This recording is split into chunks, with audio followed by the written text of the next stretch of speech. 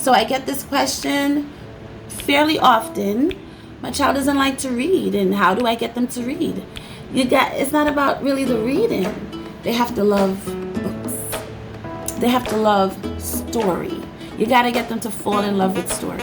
And you got to get them to see that their favorite show or their favorite video game, you got to get them involved in the story behind their favorite entertainment, right? If they're into a favorite show or a favorite video game, okay? So I want you to consider these tips to help your child to start to fall in love with books, okay? You guys know I have my notes, so I'm gonna look at my notes, okay? So I already kind of hit you with the first one. Read. Oh, but they don't like it. Oh, they don't want it. Oh, they fight me. Do it anyway. Read. And for those of you who have babies 0 to 2 in your house, you're lucky. Read to them every day. Read to your baby.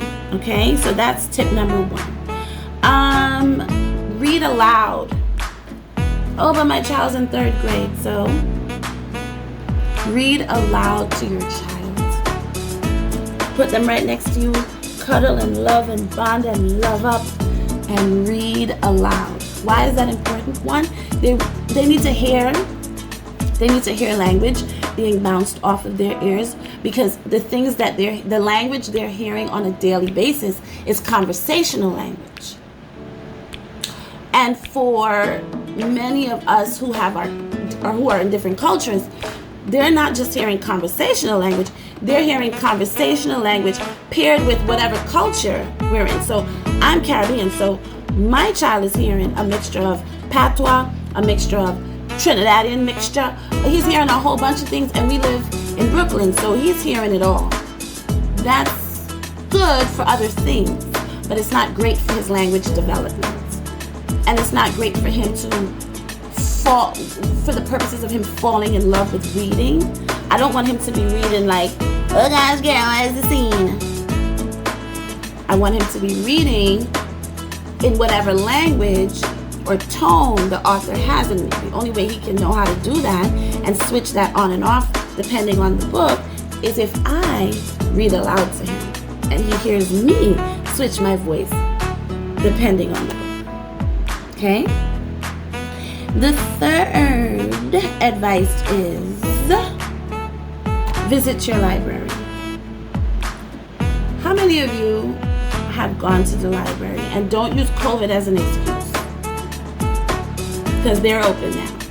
So think before COVID and think presently. How many of you have made the library a daily visit or a weekly visit? How many of you have gotten library cards for your children? It's like a rite of passage. Those of you who love Arthur may remember this song. Having fun isn't hard when you got a library card. Having fun isn't hard when you got a library card. All my Arthur fans know what I'm talking about, okay? How do you help your child to fall in love with books? You may not, this one may surprise you. Encourage them to write. Falling in love with books is deeper than just enjoying the art. When you go to the museum, you look at the painting. Ooh, that's a nice painting. And then someone comes next to you and says, look at this brush stroke. This is a XYZ type of brush stroke. Oh, and the artist was feeling this type of way when they did this, and this was happening at this time of the artist's life, and this bird means this, and this house means that. So now you start to learn the process behind that painting. So now you can appreciate that painting a little bit more. When your child writes and they are now going through the process of creating story, they can appreciate books and stories more, because now they're seeing behind the curtain, if you will, and they're understanding the work it took to create that story. So now they can kind of enjoy character development a little more. Oh, I know why the author is choosing to make the character do this or feel this because the author wants me to know ... It's a process, and it's a big process too, right? Okay. Skip. Now, for our older children, I know that's really the bulk of my parents, and I know many of you feel a little hopeless when they give you all of this and all of this. But let's just stick a pin for a second. Ignore it. They don't mean any of that. That's not your precious angel. Okay, that's puberty. You gotta ignore all those things, okay? Because they really do want your proximity. They really do want your interest. They want you to be fiending after them. All right, so don't get discouraged, okay? So you want them to love books? Don't give up and be like, well, I have my degree already, and if you don't want to read, then no, don't give up on them. Don't give up on them. So that's tip number 1. Don't give up. Ignore the eye rolls and the neck attitude, okay? All right. Set an example of reading.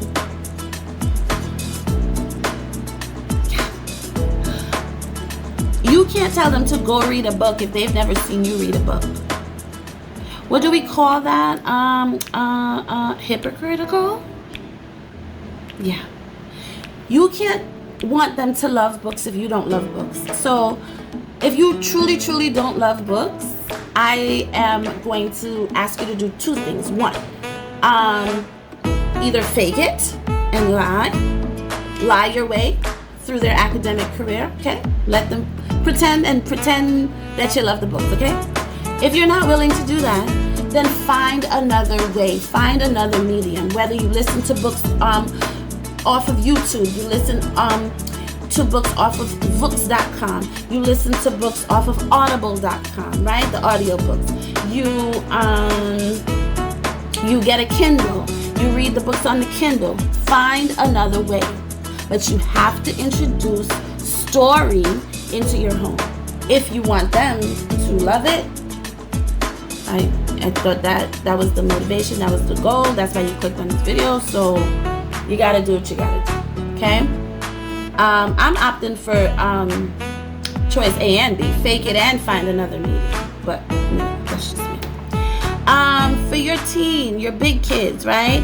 Help them find time to read. As they get older, we kind of saturate their time with their activities or their housework or even them taking care of their siblings. But you need to carve time out for them to read. And as you know, I promote bedtime. Bedtime, those 20 minutes before you close your eyes to sleep are so precious. You sit next to your child and you two sit and talk and converse about a book. Create a family book club. You, dad, grandma, auntie, get people on the phone, FaceTime, everyone get the same book and we're reading the book and we're conversing about books. You don't want to involve anyone else? No problem. You and your child sit and talk about a book. Are they into comic books? Get into comic books too.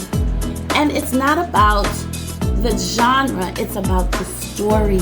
It's about the characters. You're having conversation about the plot, the motivation, the theme, the mood, all of that. All right, tip number 3, build your library at home.